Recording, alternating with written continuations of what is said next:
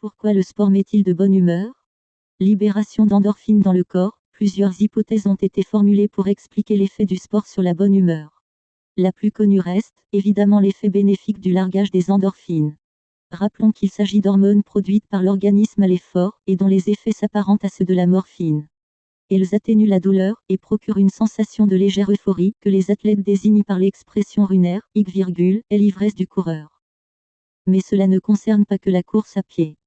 Tout exercice physique constitue un excellent moyen pour améliorer le moral. Il a été démontré que le taux des endorphines dans le sang augmente alors jusqu'à atteindre 5 fois sa valeur de repos. Cette découverte en amènera sûrement d'autres, et bientôt, espérons-le, on comprendra mieux l'effet bénéfique du sport sur l'humeur, celle de tout un chacun, et aussi celle des patients déprimés. Beaucoup d'études mettent désormais ces bienfaits en évidence en marge d'un traitement pharmacologique ou d'une psychothérapie. Cela passe-t-il encore par le biais d'une sécrétion accrue d'endorphines? Pas seulement. Noradrénaline et sérotonine, car même si le diagnostic d'une dépression ne repose pas sur un test biologique irréfutable à 100%, l'état de tristesse permanent qui caractérise la dépression se trouve très souvent associé à une dérégulation du fonctionnement cérébral et plus particulièrement à une carence en noradrénaline et en sérotonine.